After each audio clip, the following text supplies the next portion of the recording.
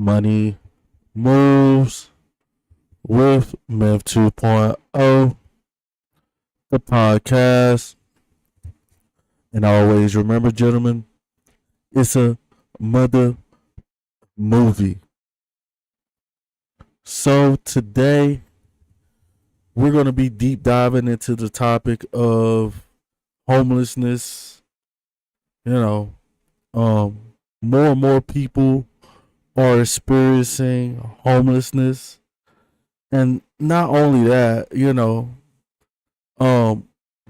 there's actually an industry where modern women today are using topics on their YouTube channels like homelessness and stuff like that, so they can um um make money off of it, even if they're not homeless.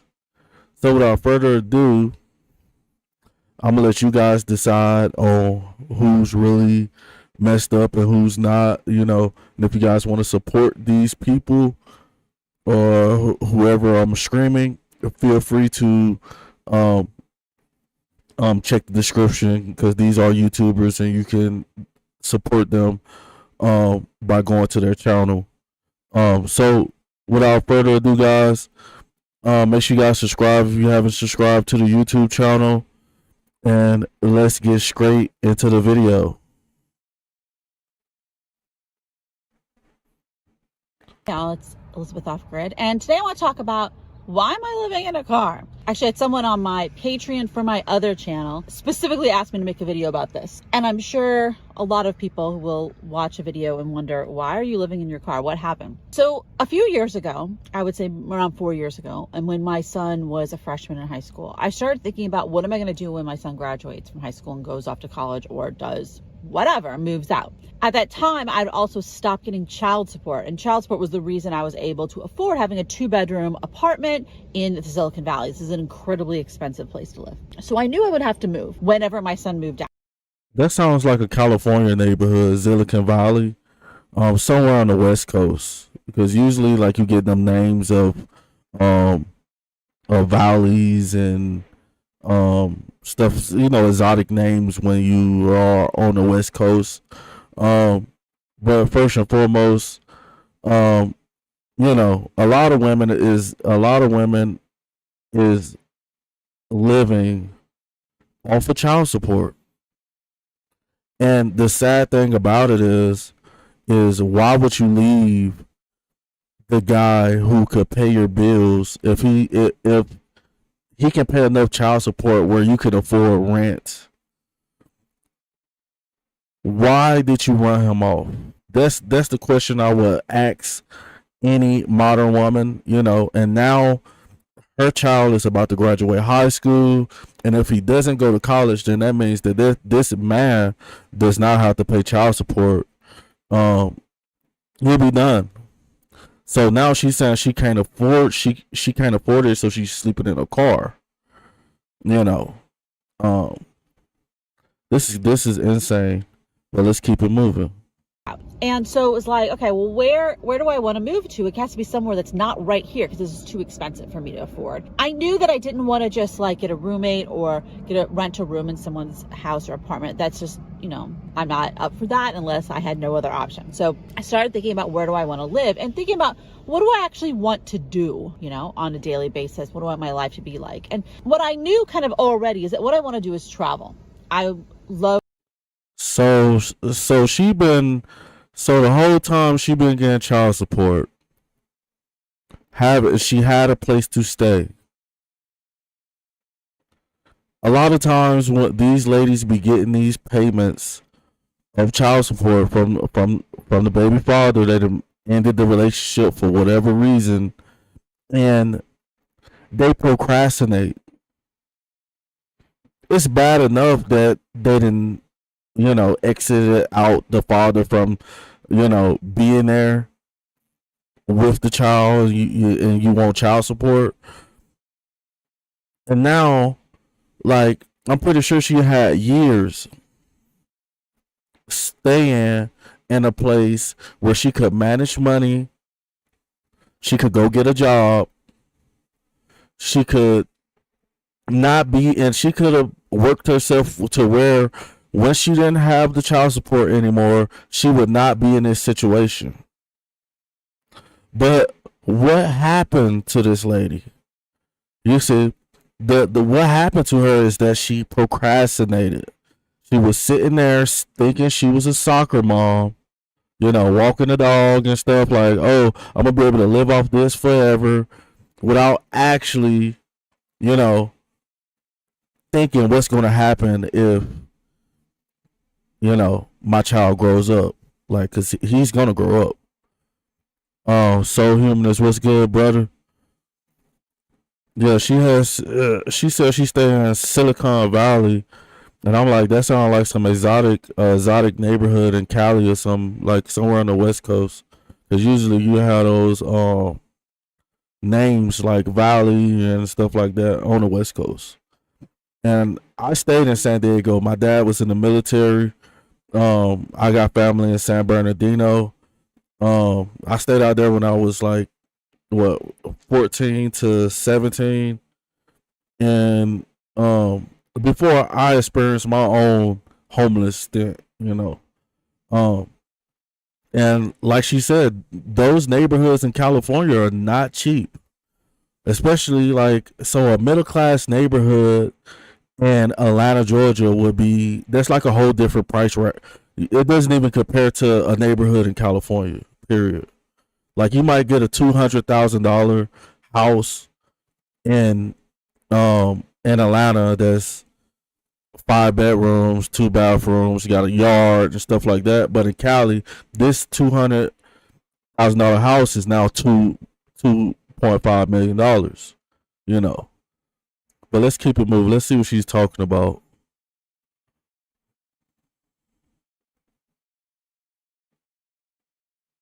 Road trip travel. I want to do international travel that I haven't been able to do. Now, don't forget, I'm thinking this is like 2019 when I was thinking all these wonderful thoughts.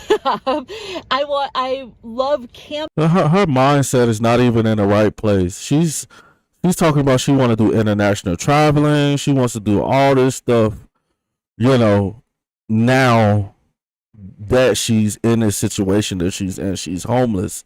So really she can do what she wants to do because her child is now an adult,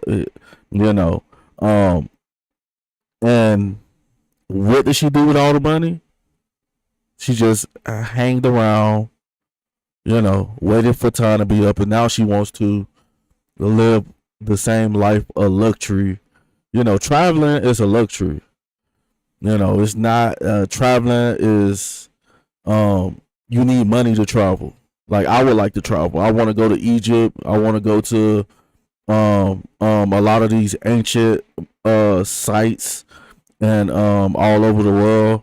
I want to go see some things. You know what I'm saying? But Soul Humanist in Cali, you almost have to rent a room in a single if you're a single income. Facts.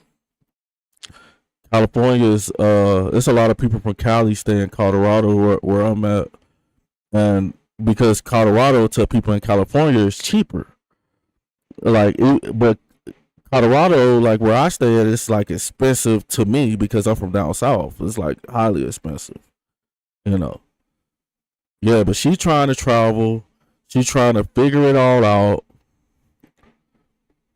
while she done lived off her baby dad's money for a lifetime. And that's the sad part about it is that, like, guys, if you're ever in a situation where you have to pay child support, there's nothing wrong with that. It is something wrong with that because we don't want to pay it, but there's nothing wrong with that because, like, at least you're providing for the child. But what women don't understand that when we pay child support, and she's 9 times out of 10 gonna have the children. So, it's a bad deal for them. Like no matter what they think, it's a bad deal because a man he could go off, create a whole another family, and really not worry about the kids because the mom, they be all over the kids. And then they'll get older and stuff like that. Then they'll build a relationship with the father and stuff. So you know, usually it's a bad deal. Child support is a horrible deal for modern women, and they don't understand that. But let's keep it moving. Camping. I love going to remote places, driving on empty roads. I mean, there's so much stuff that I want to do. There's so many places I haven't been to. I want to finish going to all the states in the United States. I want to go to all the territories. I want to go to every national park, and now some of those I can drive to. Some of those you have to take a boat, and some of them you fly to. But so that's a lot. I also want to really explore Canada. I've been to Canada a couple of times, but Canada's a big place. So I started thinking about how could I do that? Where would I live to be a good home base for that? And I wanted somewhere that was not expensive, so I could also afford to travel and just afford it generally. I wanted somewhere that was going to be kind of a good match for me personally, somewhere where I'd actually enjoy living when I was there, somewhere with weather that would be compatible with me, especially regarding I have a lot of health issues. The longer that list of all the things I wanted and needed, it was making it more and more difficult. I also want something close to an international airport. Anyway. So then over that time, I started doing more and more research about traveling and where I wanted to go and how I was going to do the travel. And I came across all the people who were doing kind of van life stuff on YouTube. Now, I was already aware. What she's saying is she can't afford to have a house on her own. She can't afford to have a house on her own and do all the things that she wants to do. It's simple as that. Like, nobody wants to live in a car, bro. Nobody wants to live in a car. But I'm not knocking her because, like, I know, like, a lot of us, we look at society and how society looks at us and stuff like that. But if that makes you happy, where you're sleeping in a car, you're traveling and doing what you want to do, then I can't knock nobody from, doing something that makes them happy. Because just because how I might measure success as being in a house, a home, a couple cars, kids, or whatever, or single, you know what I'm saying?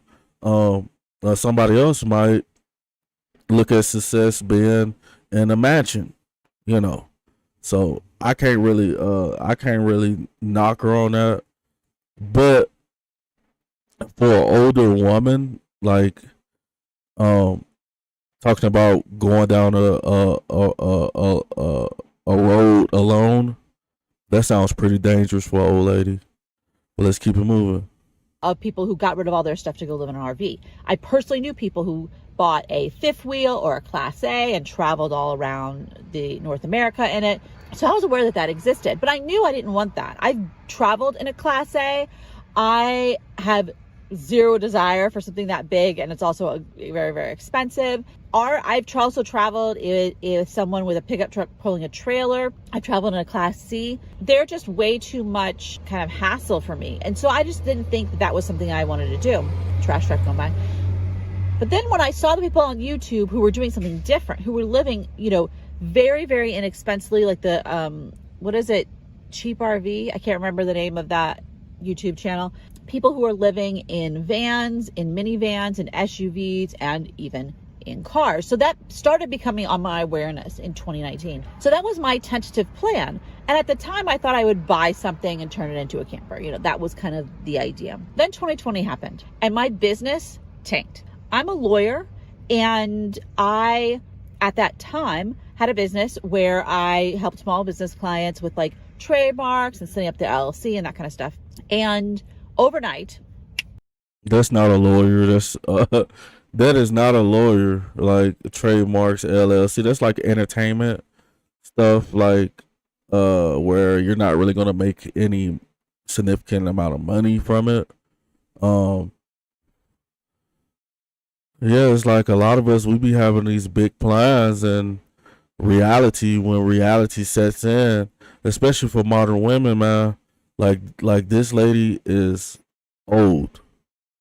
Trust me, I done slept in the car, and sleeping in a car, and I'm a lot younger than she is. I'm middle aged. I done slept in my car it's you're not in the elements, but it's not like you can get up and walk to the bathroom, like play the PlayStation in the crib, you know, and stuff like that. And it could be uncomfortable as well. Um, I just think like a lot of people is just living their fantasy lives. They're living in a fantasy, and everybody's just wants to do whatever they wants to do. They don't want to really have no responsibilities. Everybody just want to do what makes them happy, and this is why a lot of people are ending up homeless. 85% of my revenue disappeared. I even had a whole bunch of money I had to give back to people who were no longer going to pursue a project. And it actually started happening even before the official pandemic, because I had clients in January who couldn't get their stuff built in a factory in China because China was already shutting down in January, if you don't remember. So this was happening very early for me. And by the time it officially became a pandemic, I mean, I had already lost almost all the revenue of my business. And most of which was left had to go just to pay, overhead. I have a lot of malpractice insurance because like you legally have to have that. I have, just the overhead. At the time I had an employee. So then I was able to get PPP money and such, but that didn't completely make up for it. It just paid me for like some weeks here and some weeks there. At that time I started my YouTube channel for legal stuff, which is my other YouTube channel is with Potts Weinstein. And it takes a while for a YouTube channel to take off. So when I started that in the summer. I like what she said. It took a while for that YouTube channel to take off. Like, that's why I don't advise people to, like, if you want to create content, do it, but don't quit your job for it. You know what I'm saying? If you're homeless, and you don't have a job, you don't have nothing, go for it. I wasn't homeless when I started this channel, but I was homeless when I first started doing YouTube. And I didn't really know how to do YouTube. I really wanted to do music. And I didn't know how to do music. Then I figured out how to do music. I figured out how to release it and you generate revenue from music. And then I decided I didn't want to do music no more. So now I'm just at the point of living a normal life, working, and especially I got kids and a wife, so it's not too much I can do right now, but go to work, like, and play my PlayStation, smoke me a little reefer, and I ain't been smoking. Yeah, cause we at a new place. I've been smoking a vape. And goddamn,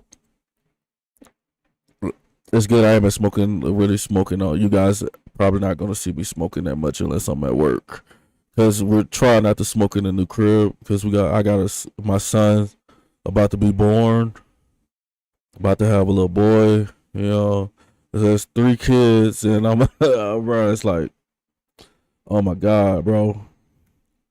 But let's keep it moving. Of 2020, when it had been around for a long time, but I kind of relaunched it. It took about almost a year for it to get monetized. Now, I did get some clients through it, but it wasn't monetized by itself. However, over the last 3 years since I've had that channel, it has changed that business to where I don't make money from clients anymore. I make money from YouTube and Patreon. Now, the issue is that I had to make a choice. I am just not capable of running that business, the law firm business, as well as a YouTube channel and a Patreon. It's just too much. You see what she said? She said that it's too much.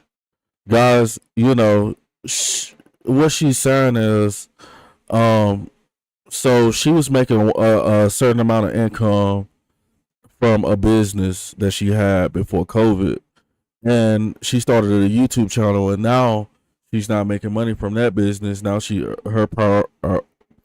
the amount of money she's making is coming from YouTube and Patreon, but she's saying that it's overwhelming if you want to be successful, you have to have multiple sources of income. If you want to be successful, you have to have multiple sources of income. You can't just have one source of income. So if you're working a job and you get your taxes, a lot of smart people will sit on those taxes. They will sit on those taxes. They will put those taxes up and just sit on it and keep act like it's not even there for a minute. You know, multiple source of income, meaning that, oh, I'm about to go cut this grass. I'm about to go. I got a YouTube channel. I got this money, this money, this money. I got all these businesses, and now the money starts snowballing. But people like me, I got one source of income, and most of my funds go to my kids. You know what I'm saying? It's very difficult. I never thought that I would be in where I'm at right now. I never thought I'd be married. Never thought I didn't even think I could have kids. You know what I'm saying? And now it's like that's what it is, man. You know, you gotta roll with what God gives you. You hear me? So let's keep it moving. Too different. Also, the law firm business doesn't translate very well to being completely off grid. YouTube and Patreon and stuff, I can do a whole bunch of work when I'm in town and then go off grid for some days. Law firm doesn't work for that very well, unless you have an employee, and I don't have an employee anymore. And even if you do, there's only so much that someone can do unless they're another lawyer. Now, during that time where my business wasn't really making any money for that couple years, how did I pay for stuff? I got a series of flat interest rate loans. I had a really good credit at that time, and I don't have bad credit now, but I mean, then I had amazing credit, and interest rates were incredibly low. So I got a number of loans. Every so often I would get a loan to pay for the next chunk of time. I did it as personal loans, as not as business loans, because you see, that's where she messed up at. You know, that's where she messed. Credit is a gift and a curse. Like, if she would have took that credit and got that credit up to 720, 680, and got a personal loan and opened up a coffee shop, put an ATM in there, you know, now you're working with something. But a lot of businesses that a lot of us modern people be trying to do, they're like dream businesses. Like, it's like our hobby, and it's very difficult to make income in a lot of things that we want to do. Like, a lot of people want to be famous. A lot of people want to be Kim Kardashian. A lot of people want to be Drake. A lot of people want to be, it's more realistic to be LeBron James, or a Bo Nix who's now in the NFL, than it is to be a rapper, than it is to be a content creator, because at least while you're going and trying to get to the NFL or to the major leagues, you're getting a great education, and you're not just getting any type of education. You're getting educated with something that's going to pay you when you get out of college, and then you're going to college for free because you're probably on a scholarship. If I can go back, what, about 20 years ago, I'm telling you, I would do it totally different. But let's keep it moving. As personal loans, I could get much lower interest rates than a business loan. So I did that, and then had some big giant expenses, some medical stuff, as well as last year I had to pay for a roof on my rental house. I own a house in a different state that I've never lived in that house. It's purely a rental. I originally bought it for a family member to live in, but they moved out, and then it's now rented to strangers. It needed a new roof, and this was at the height of inflation. So that roof cost me $20,000, which I did not have. So I got a loan. Somebody got over on this lady. Let me say that again. Somebody got over on this lady. Either somebody got over on this lady, or that roof that she's talking about that cost $20,000. That's all BS, bro. Like, it's no way possible that on a single family home, a roof, you're gonna pay 20 G's, and I bet it was some Migos. The Migos ain't them Spanish brothers ain't stupid, bro. 'Cause they got her good. 20 G's. I don't believe it for one measly penny. I don't believe it. I believe that she had a middleman. If she did do that, and the middleman cuff, it wouldn't even cost 10 grand to get a new roof, guys. With the equipment and the labor, you probably would be like 7 for a single family home. 20 to that, which G's. still was at a low interest rate because it's still, the interest rates hadn't completely come up yet. So that's a lot. Plus I have, student loans and stuff. So fast forward to now, what happened is that I have a lot of debt payments. So a huge amount of the income that comes in that I pay myself, because my law firm, YouTube, whatever business is a corporation. So I actually pay myself a salary. A huge amount of that just goes paying off those debts. Huge. I'm actually going to do a video in the future that actually breaks it all down, because I think people loved seeing details. I think it's actually very helpful and illustrative to people to understand. At least she's paying off her debt. Other, financial things. It's a real taboo to talk about finances in our culture. And I think that means that people don't get examples of real situation. And a lot of times the stuff that's portrayed in the media or written about in articles is stuff that's not real life. You have, or real life for most people, you have someone who's like, I was able to pay off all my student loans in 3 years. And it's like, why? Oh, because your parents gave you a condo to live in for those 3 years. So you had zero home expenses. Well, that's nice. But you know what? Most of us don't have that. And so these kind of stories are just ridiculous, right? They're just ridiculous. So my YouTube Patreon doesn't completely replace the money that I used to pay myself for my law firm. It's about at 75%. So that means that I am not quite where I need to be, but I couldn't do both. I just couldn't do both of them. So I had to go all in on YouTube and Patreon. Facts. Cedric Wallace said it's probably about 20 grand in Cali. These are facts. It probably is about 20 grand in Cali. But she said it was in a different state. Maybe she's not staying in Cali and the house is in Cali. But my thing is, like, why wouldn't you stay in a house that's in Cali other than where you're at? So I'm not going for it. I think a lot of these ladies be using homelessness and they act like they're sleeping in their vehicles, and they're really not. They're just acting like they is, just so they can drive revenue and stuff. I know this one lady who been homeless, sleeping in her van for over 5 years. I've been seeing this lady for 5 years, bro. Sleeping in her car, like she got like 200,000 followers. That's good money.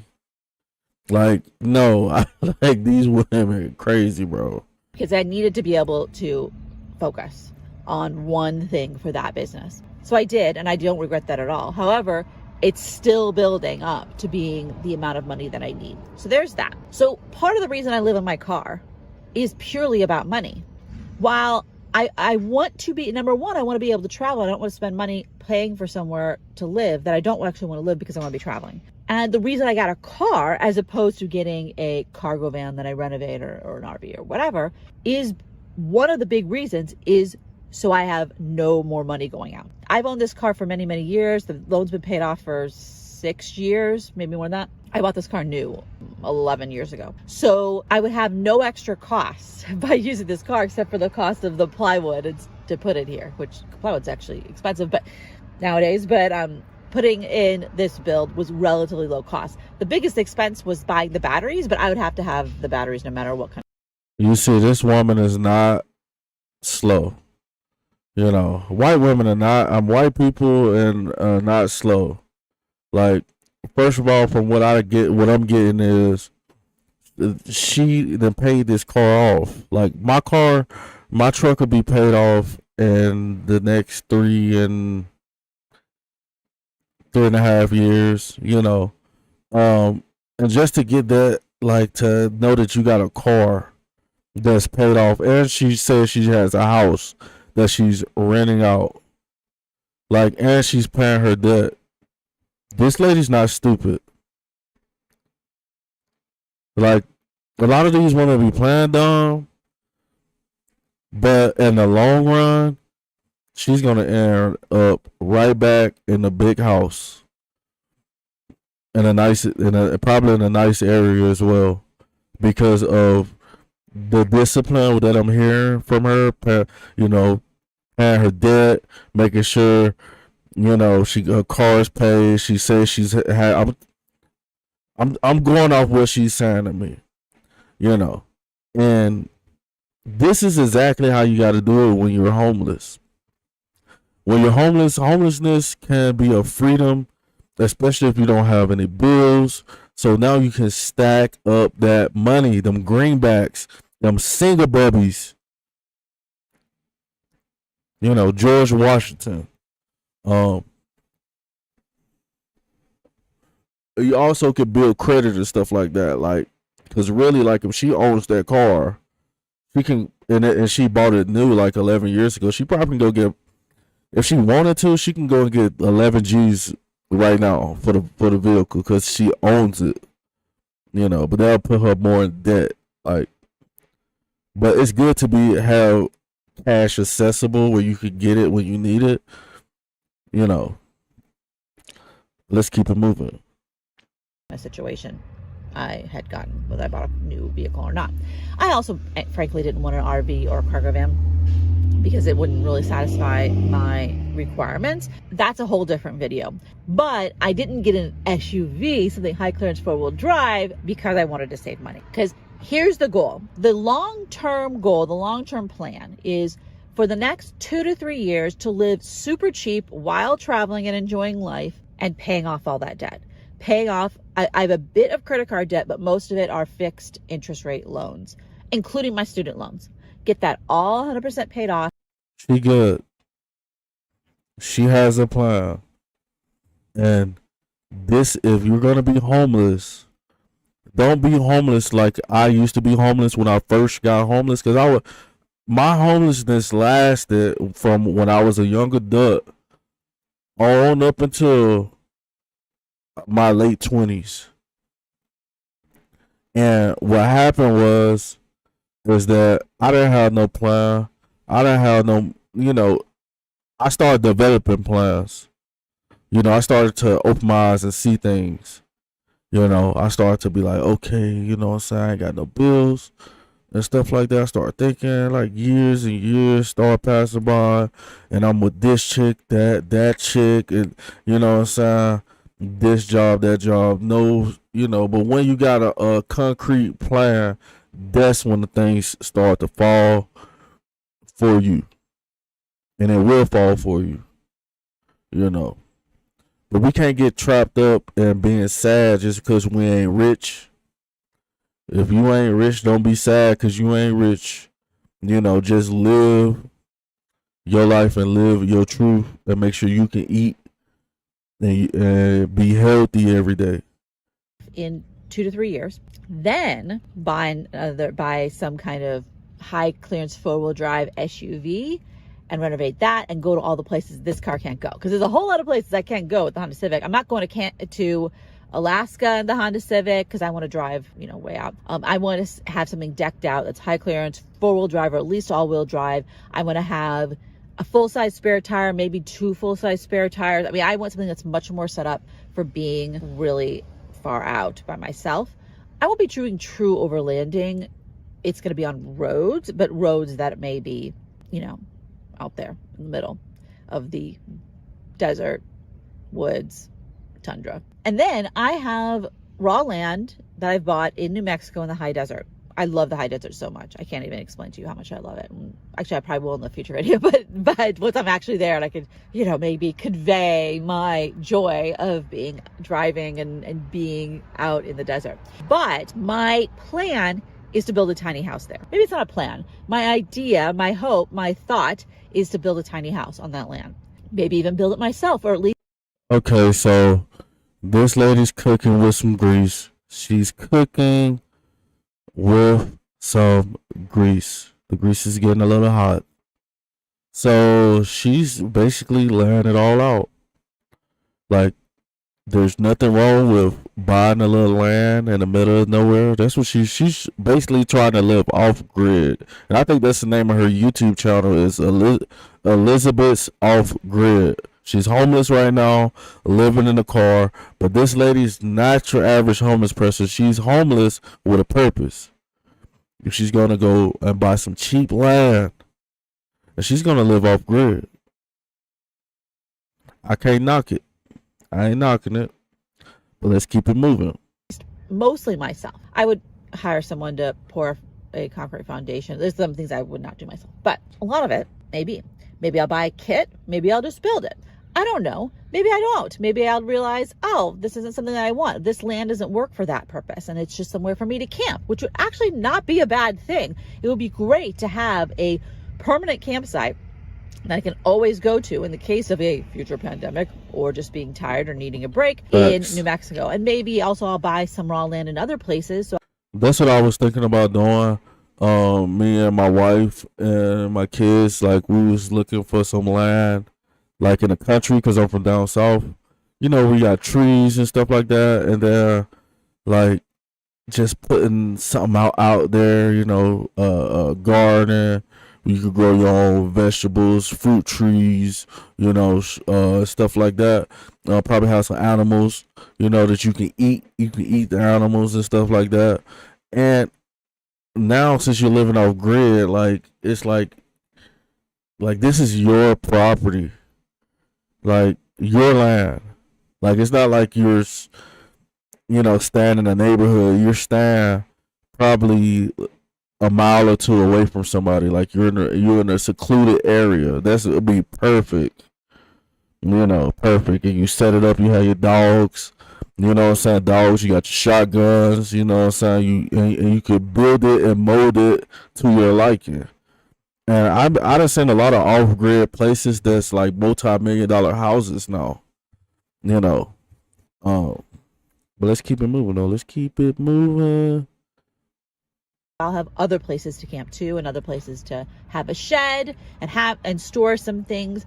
That's also one of my other ideas, is have a bit of raw land in different places. Where my land is, you're legally able to build tiny homes.